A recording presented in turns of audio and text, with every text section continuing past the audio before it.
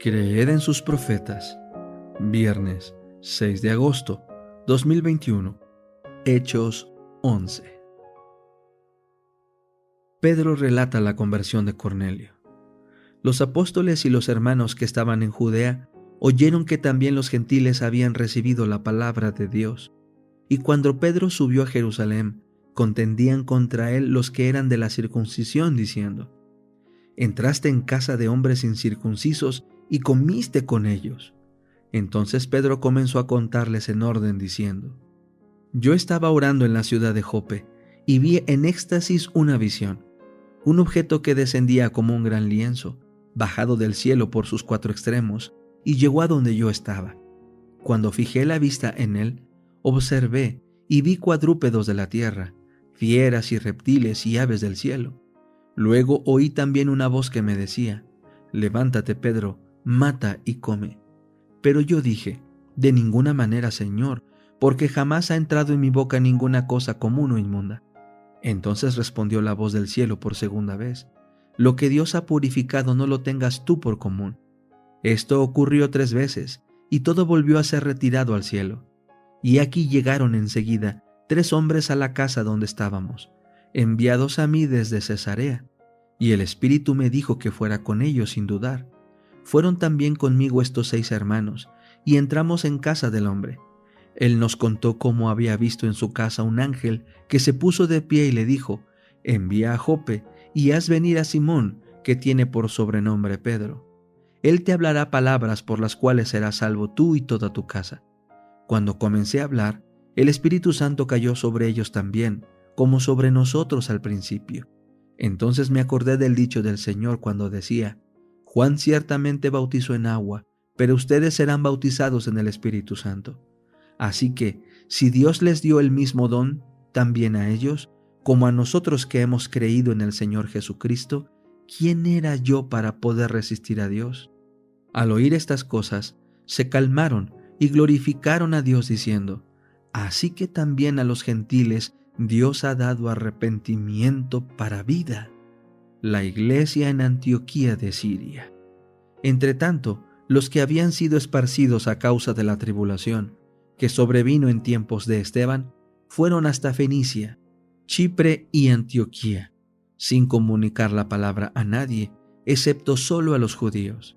Pero entre ellos había unos hombres de Chipre y de Cirene, quienes entraron en Antioquía y hablaron a los griegos, anunciándoles las buenas nuevas de que Jesús es el Señor.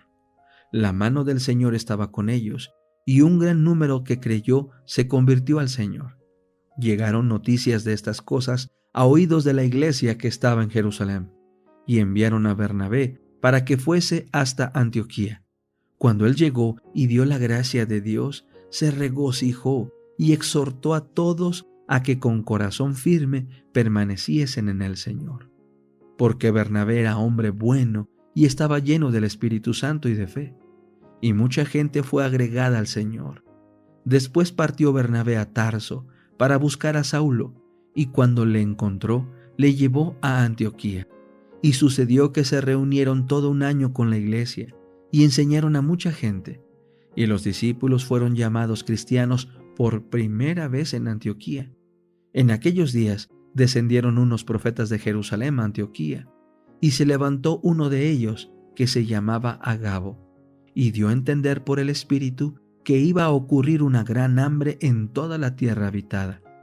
Esto sucedió en tiempos de Claudio.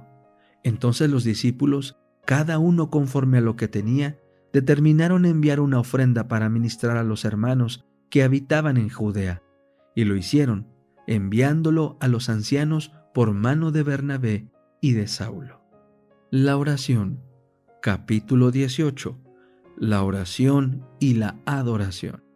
Todos debieran considerar como un deber cristiano el hacer oraciones cortas. Presentad al Señor exactamente lo que queréis, sin recorrer todo el mundo. En la oración privada, todos tienen el privilegio de orar todo el tiempo que deseen y de ser tan explícitos como quieran. Pueden orar por todos sus parientes y amigos. La cámara secreta es el lugar donde se han de contar todas las dificultades, pruebas y tentaciones particulares. La reunión para adorar a Dios en conjunto no es el lugar donde se hayan de revelar las cosas privadas del corazón. ¿Cuál es el objeto que se tiene al reunirse? ¿Es para informar a Dios, instruirlo, diciéndole en oración todo lo que sabemos? Nos reunimos para edificarnos unos a otros mediante el intercambio de pensamientos y sentimientos, para obtener fuerza, luz y valor al conocer mejor nuestras esperanzas y aspiraciones mutuas. Y al elevar con fe nuestras oraciones fervientes y sentidas, recibimos refrigerio y vigor de la fuente de nuestra fuerza. Estas reuniones deben ser momentos muy preciosos y deben ser hechas interesantes para todos los que tienen placer en las cosas religiosas. Temo que algunos no presenten sus dificultades a Dios en oración particular, sino que las reserven para la reunión de oración, y allí eleven sus oraciones de varios días. A los tales se los puede llamar asesinos de reuniones públicas y de oración.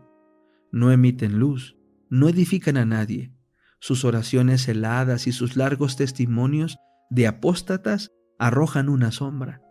Todos se alegran cuando han terminado, y es casi imposible desechar el enfriamiento y las tinieblas que sus oraciones y exhortaciones imparten a la reunión. Por la luz que he recibido, entiendo que nuestras reuniones deben ser espirituales, sociales y no demasiado largas.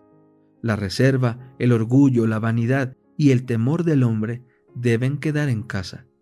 Las pequeñas diferencias y los prejuicios no deben ir con nosotros a estas reuniones.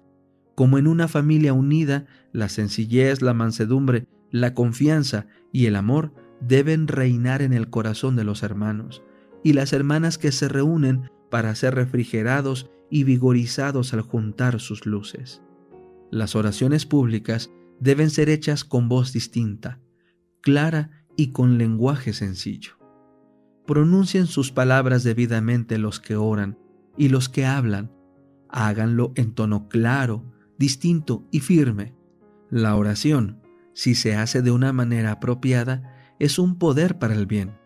Es uno de los medios empleados por el Señor para comunicar al pueblo los preciosos tesoros de verdad.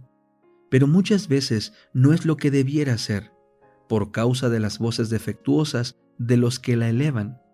Satanás se regocija cuando es casi imposible oír las oraciones ofrecidas a Dios.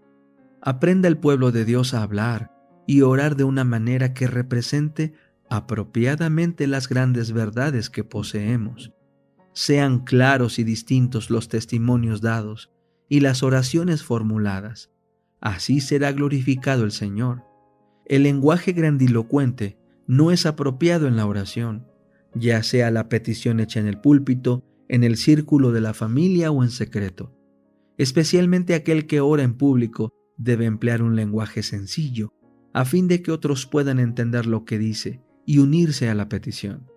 Es la sentida oración de fe la que es oída en el cielo y contestada en la tierra. Orden en la oración y el canto. He visto que la confusión desagrada al Señor y que debe haber orden en la oración y también en el canto. No debemos ir a la casa de Dios a orar por nuestras familias, a menos que nos induzca a ello un profundo sentimiento, mientras el Espíritu de Dios las está convenciendo. Generalmente el momento apropiado para orar por nuestras familias es el culto de familia. Cuando las personas, objeto de nuestras oraciones, están lejos, la cámara secreta es el lugar apropiado donde se puede interceder ante Dios en su favor. Cuando estamos en la casa de Dios, debemos pedir por una bendición actual y esperar que Dios oirá y contestará nuestras oraciones. Estas reuniones serán interesantes y llenas de vida.